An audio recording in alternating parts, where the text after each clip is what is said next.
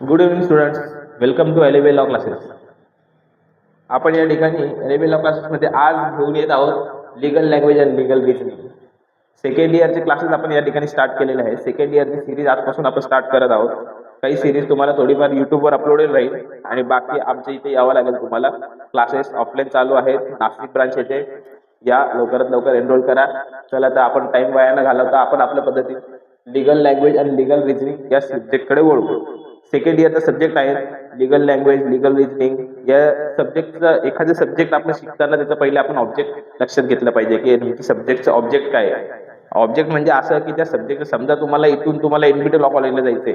College आपलं कोर्टातून NBT law कॉलेजला जायचंय. तुम्हाला जाताना तुम्ही हा टर्न घ्या तो टर्न घ्या. तुमचं एक ऑब्जेक्ट फिक्स आहे की तुम्हाला एनबीटी लॉ कॉलेजला जायचंय.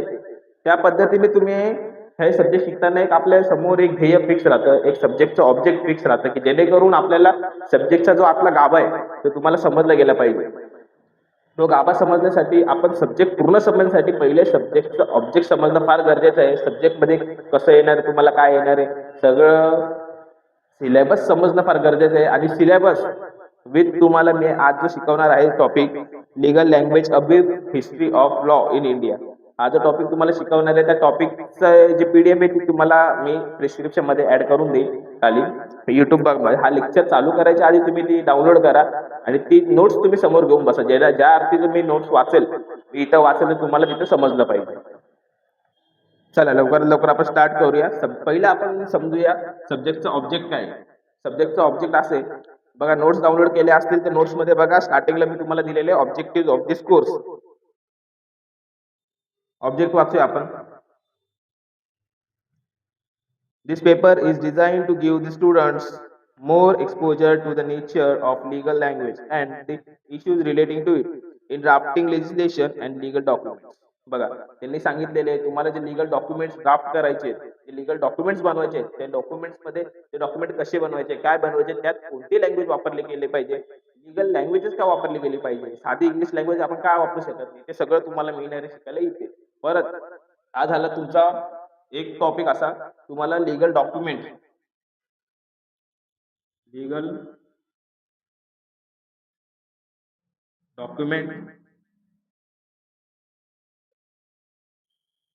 ड्राफ्टिंग यासाठी तुम्हाला हा सब्जेक्ट शिकणं फार गरजेचं आहे. परत तिसरी गोष्ट अशी, लॉ करून तुम्ही करणार काय, वकिली करणार आहेत ना. वकिलीमध्ये पण शिकण्यासाठी तुम्हाला हे गरजेचं आहे की ही लँग्वेज तुम्हाला आली पाहिजे. वकिलीमध्ये आपली साधी इंग्लिश बोलून चालत नाही. वकिलीमध्ये जे लॉ डिझाईन केलेले आहेत ते डिझाईन केलेले लॉ लिगल लँग्वेज प्रमाणे आहेत. त्यात काही साधी इंग्लिश आपण वापरलेली नाहीये. तर आपल्या थर्ड काय आहे ऍडव्होकसी. ऍडव्होकसीमध्ये सुद्धा तुम्हाला वकिली करताना सुद्धा तुम्हाला लिगल लँग्वेज वापरायची आहे. आपण जज साहेबांसमोर जाऊन डायरेक्ट आपण साध्या इंग्लिशमध्ये नाही बोलू शकत. There must be a legal language and you should have this knowledge of this legal language. चला आपण स्टार्ट करूया. पहिले तर बघूया आपण तुम्हाला सिलेबस मी अपलोड केलेला आहे. सिलेबस सुद्धा तुम्हाला दिलेला आहे. तुम्ही हा लेक्चर ऐकत असताना सिलेबस तुमच्या समोर डोळ्यासमोर ठेवणं फार अतिशय आवश्यक आहे. दुसरी गोष्ट, हा सब्जेक्ट तुम्हाला मी शिकवत असताना तुम्ही नोट्स ज्या मी अपलोड केलेल्या आहेत, सध्या तरी एवढेच नोट्स अपलोड केलेले आहेत. लवकरात लवकर आपला ऑफलाईन क्लास जॉईन करा जेणेकरून तुम्हाला फुल नोट्स मिळतील. आणि आपल्या क्लासच्याच नोट्स आहेत, एकदम सोप्या आणि सरळ भाषेत तुम्हाला नोट्स या ठिकाणी. चला तर आपण सिलेबस बघू. सिलेबस मध्ये बघा तुम्हाला मॉड्यूल फर्स्ट दिलेलं आहे. मॉड्यूल फर्स्ट मध्ये तुम्हाला काय दिले, legal language in India. Notes मध्ये ध्यान द्या मुलांना, लिगल लँग्वेज इन इंडिया दिले म्हणजे मॉड्यूल फर्स्ट तुमचं काय आहे, लीगल लँग्वेज इन इंडिया. आता लीगल लँग्वेज इंडियामध्ये काय, लीगल लँग्वेज कशी चालते, काय चालते मला सांगा. इंग्लिश ही इंडियाची लँग्वेज आहे का? नाही. इंग्लिश ही इंडियाची लँग्वेज. इंग्लिश बऱ्याच लोकांना समजत देखील नाही. परंतु मग इंग्लिश लँग्वेज का केली, लीगल लँग्वेज ही लँग्वेज इंग्लिश का केली, हे सगळं आपल्याला शिकायचं घ्यायचं की बाबा लॉची जी हिस्ट्री आहे, लॉ आपल्या इंडियामध्ये आला कसा, लॉ कुठून कुठून घेतला, आपण स्मृतीज मधून घेतला, वेदात मधून घेतला. लॉ साठी आपण कोणते कोणते, समजा आपलं कॉन्स्टिट्यूशन जरी ड्राफ्ट झालंय, कॉन्स्टिट्यूशन जरी आपण ड्राफ्ट केले, कॉन्स्टिट्यूशन पण ड्राफ्ट करताना आपण कोणत्या कोणत्या देशांचे कॉन्स्टिट्यूशन रेफर केले, काय केले काय नाही, का आपण दुसऱ्या देशाचे कॉन्स्टिट्यूशन रेफर केले. या सगळ्या ज्या गोष्टी आहेत, मॅग्ना कार्टा वगैरे सगळं तुम्हाला शिकायला मिळणार आहे इथे लीगल लँग्वेजमध्ये. जिथं आपल्याला लॉची हिस्ट्री बघायला मिळणार आहे. परत English as the language of law in India इथं सेकंड दिले तुम्हाला. त्याच मॉडेलमध्ये सेकंड तुम्हाला टॉपिक दिलेलं आहे English as the language of law in India. मग इंग्लिश लँग्वेज काय आहे? लॉची लँग्वेज जी आहे ती इंग्लिशमध्ये का ठेवली आहे? का आपल्याला संस्कृत ठेवता येत नव्हते का? आपल्याला हिंदी ठेवता येत नव्हती का? इंग्लिशमध्ये का ठेवली? याचं कारण याचं स्पष्टीकरण देखील तुम्हाला इथं मिळणार आहे. त्याच्यानंतर आहे मॉड्यूल सेकंड.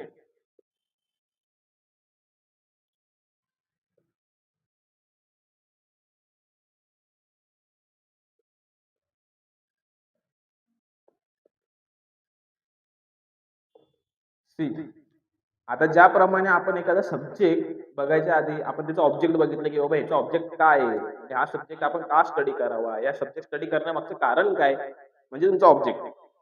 तसंच आता आपण लीगल लँग्वेज बघितले. लीगल लँग्वेजमध्ये पहिलं आपल्याला काय आलं, की बाबा लॉ आपण कसा बघतोय, काय बघतोय? लॉ आला कुठून? लॉ नेमकी काय आहे, काय नाही?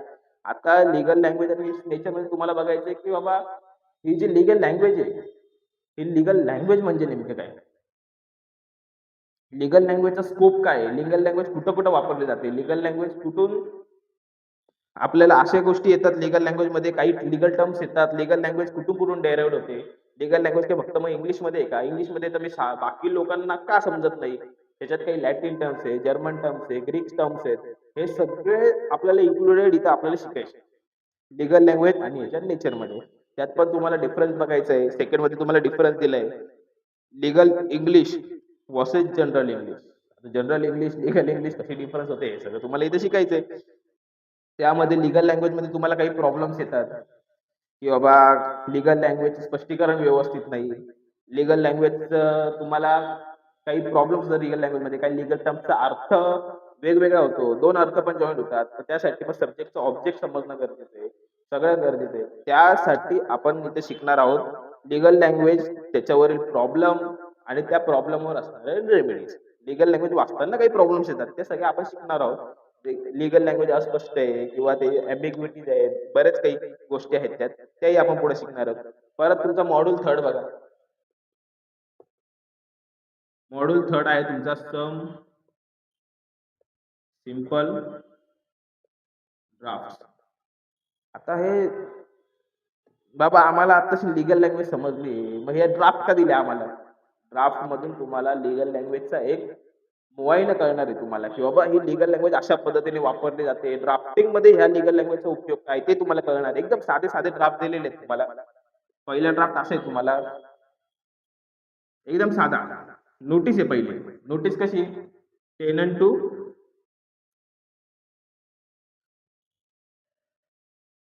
To landlord. Tenant to landlord तुम्हाला नोटीस पाठवायची आहे आणि वाईस वर्सा. म्हणजे एक टेनंट टू लँडलॉर्ड आहे आणि एक लँडलॉर्ड टू टेनंट. आता टेनंट लँडलॉर्डला नोटीस का पाठवेल? त्याचं कारण काय? ठीक आहे, हा भाडेकरू आहे, हा मालक आहे. भाडेकरू मालकाला का नोटीस पाठवेल? अरे बाबा, मालकाला नोटीस पाठवेल ना, माझं माझं डिपॉझिट दे, मला रूम खाली करायचं आहे, हे सगळं पाठवेल. त्यासाठी टेनंट टू लँडलॉर्ड आणि लँडलॉर्ड मग मालकाला भाडेकरूला का बरं नोटीस पाठवेल? की बाबा बाई तुझा टाईम संपलेला आहे. तू आता इथून हे तुझं डिपॉझिट घे, हे सगळ्या गोष्टी घे. आमच्या रूमची फार तू वाईट अवदशा करून टाकलेली आहेस. इथून तू रूम खाली कर. असं या काही काही गोष्टी असतात ज्या आपल्याला लीगल लँग्वेज वापरून लीगल टर्म्समध्ये फिट बसून आपल्याला समोरच्याला देणे. नोटीस तर आपण अशा आपल्या भाषेत देऊ शकत नाही. त्यासाठी लीगल लँग्वेज वापरावी लागते. ती कशी वापरायची ते तुम्हाला इथं दिलेलं आहे. परत तुम्हाला सेकंड दिलेले आहे. सेकंड नोटीस तुम्हाला पाठवायची आहे हजबंड टू वाईफ. आता आता नवरा बायकोचे भांडणं तुम्हाला माहिती आहे. कधी-कधी कोणत्या टोकाला निघून जातात. गेले टोकाला निघून डिव्होर्स घ्यायचे. डिव्होर्सच्या आधी तुम्हाला नोटीस पाठवणे. सेक्शन 9 ची नोटीस पाठवणे. सेक्शन 9 ची नोटीस म्हणजे असं की तुम्हाला तिला नांदवायला बोलवायचे. नवरा बायकोचे बरेच भांडणं राहतात. बऱ्याच गोष्टींमध्ये तुम्हाला नोटीस पाठवावं लागतं. तशी मग हसबँड वाईफला पाठवू शकतो. सगळ्या प्रकारच्या नोटीस किंवा डिव्होर्सची नोटीस पाठवली, सेक्शन 9 ची नोटीस पाठवली की बाबा नांदायला ये. वाईफ नोटीस पाठवू शकते हसबँडला की मला डिव्होर्सच पाहिजे. वाईफ नोटीस पाठवू शकते, बाबा मला मेंटेनन्सच पाहिजे. वाईफ हसबँडला नोटीस पाठवायला की मला नांदायला घेऊन चला. अनेक प्रकारच्या नोटीस आहेत हसबँड टू वाईफमध्ये. मग क्रक्स काय क्रक्स आपला तोच दिवस पाहिजे, एलिमेंट पाहिजे, काय पाहिजे काही नाही, हा सगळा आला तुमचा क्रक्स, मेन क्रक्स. पण हा क्रक्स जो सोडला ते इतर नोटीस मध्ये काय आहे, नोटीस कशा पद्धतीने आपण ड्राफ्ट केली पाहिजे, नोटीसचा स्टार्टिंग काय, एंडिंग काय, हे सगळं तुम्हाला इथे शिकायला मिळणार आहे.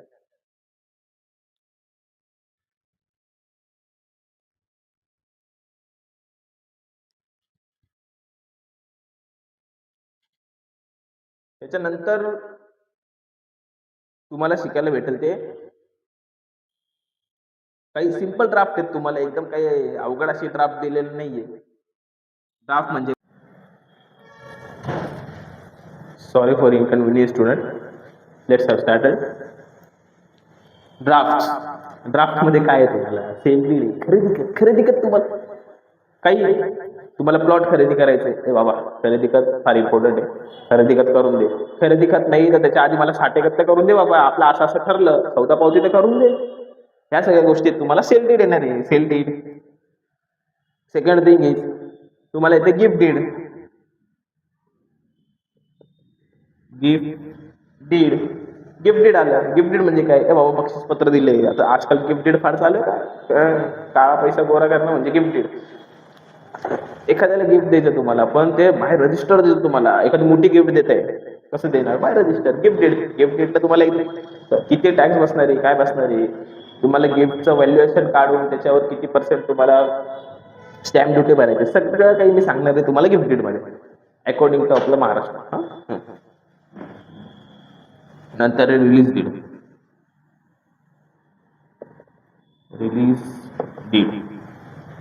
तुम्हाला रिलीज डीड येणार आहे. रिलीज डीड पण आपण बघू पुढे कसं करायचं, काय करायचं, रिलीज डीड का करायचं, या सगळ्या गोष्टी आपण पुढे बघणार आहोत.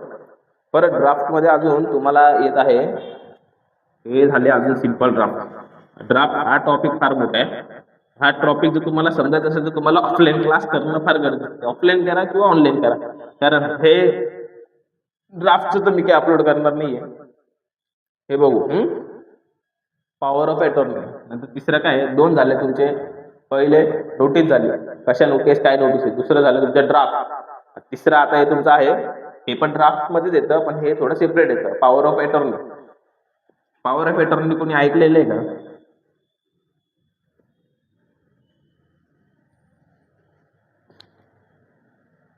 पॉवर ऑफ अटॉर्नी आणि सेकंड आहे विल.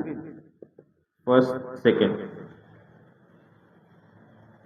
विल म्हणजे इच्छापत्र. पॉवर ऑफ अटॉर्नी म्हणजे आपण म्हणतो मुखत्यारपत्र. पॉवर ऑफ अटॉर्नी मध्ये प्रकार आहे, general power of attorney, special power of attorney, दोन्ही प्रकार आहेत.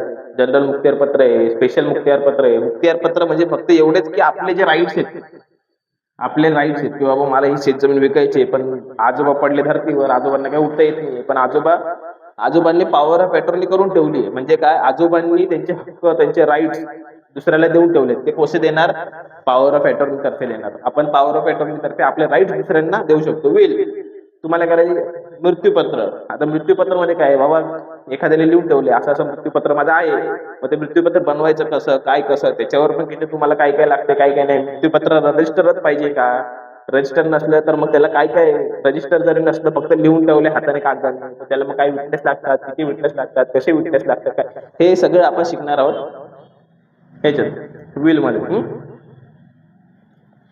ह्या सगळ्यानंतर आता हे तर झाले तुमचे ड्राफ्ट वगैरे. आता आपण काय शिकतोय, जनरल इंग्लिश. सब्जेक्टच्या टॉपिकचं नाव काय आहे, general English legal language.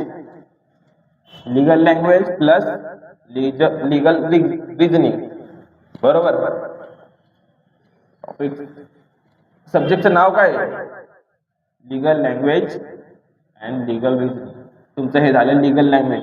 Legal language तुम्हाला ड्राफ्ट मध्ये कशी वापरायची, कुठे काय करायचं, काय नाही, हे सगळं आपण इथे शिकणार आहोत. पण लीगल रिजनिंग सगळं, रिजनिंग याचा अर्थ असा की एखादी गोष्ट, एखादी प्रक्रिया अशी करणे की ज्याच्याने तुम्हाला काहीतरी कॉन्क्लुजन मिळेल, त्याला म्हणतात रिजनिंग. आता आपल्याला शिकायचं रिजनिंग. रिजनिंग मध्ये काय येणार आहे, द फोर्थ मॉडेल आहे ॲडव्होकसी स्किल्स.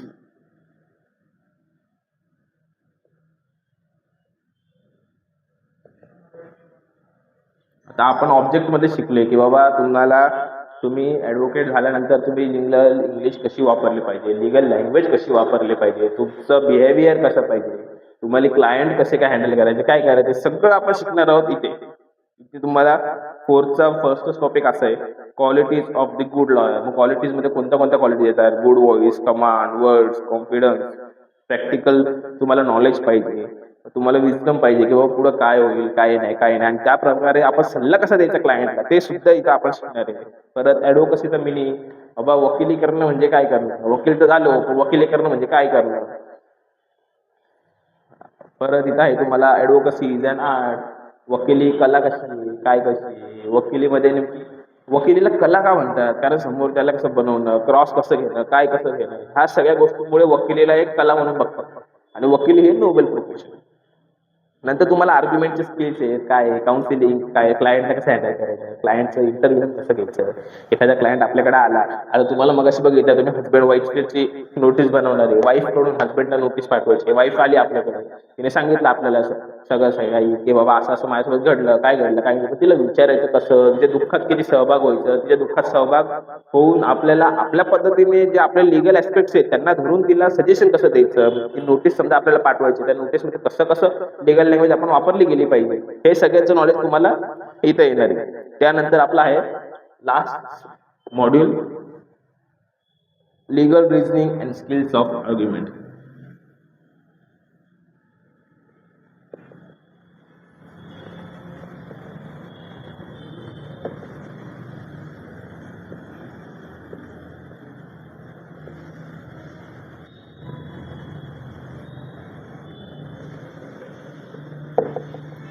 लास्ट मॉड्यूल तुमचा लीगल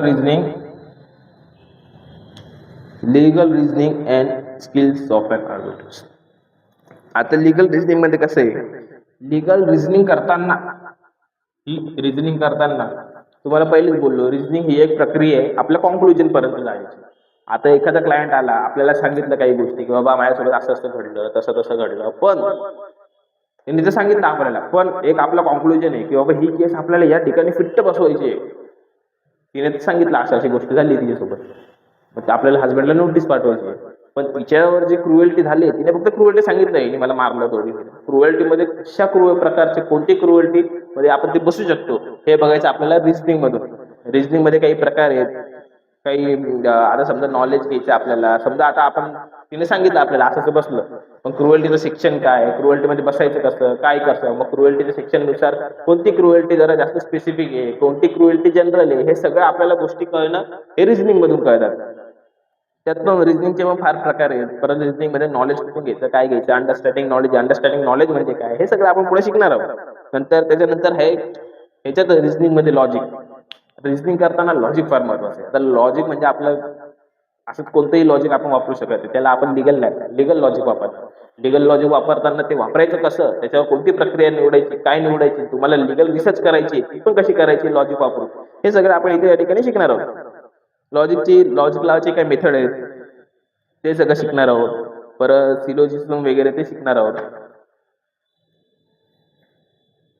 त्यानंतर तुमच्या फॅलेसीज काही डाऊट वगैरे असतील तुम्हाला, काय जे आपण सिलोजिझम वापरताना, सिलोजिझम म्हणजे कॉन्क्लुजन काढतो आपण दोन गोष्टींचं मिळून, तर मग ते दोन गोष्टींचं मिळून कॉन्क्लुजन काढताना आपल्याला काय डाऊट्स येतात, त्या बेनिफिट ऑफ डाऊट्स आपण घेऊ शकतो. ते डाऊट्स कोणते ते फॅलेसीज मध्ये इन्क्लूड येतात.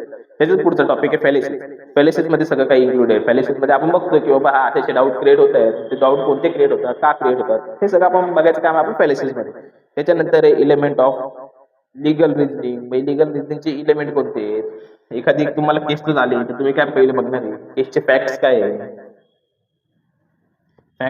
त्याच्यानंतर तुम्ही बघणार इश्यूज काय आहे, त्याच्यानंतर तुम्ही त्याच्यावर रिझनिंग करणार आहे, आणि त्याचे हे सगळं वापरून फॅक्ट्स बघून, त्याचे इश्यूज बघून, रिझनिंग वापरून त्याच्यावर कोणता लॉ हा ऍप्लिकेबल होतोय हे सुद्धा तुम्ही बघणार आहे. त्याच्यानंतर हे एवढ्या सगळ्या गोष्टी झाल्यानंतर तुम्हाला फक्त एक छोटीशी छान अशी केस लॉज आहेत.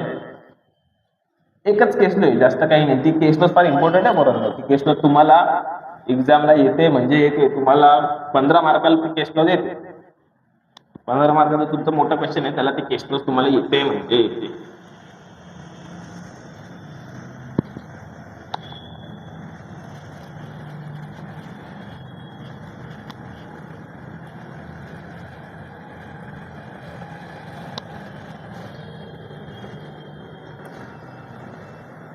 केसनच आहे तुमची दयाबाई छगनबाई ठक्कर वर्सेस स्टेट. तुम्हाला नोट्स मध्ये दिलेले आहे मी खाली, बघून घ्या एकदा.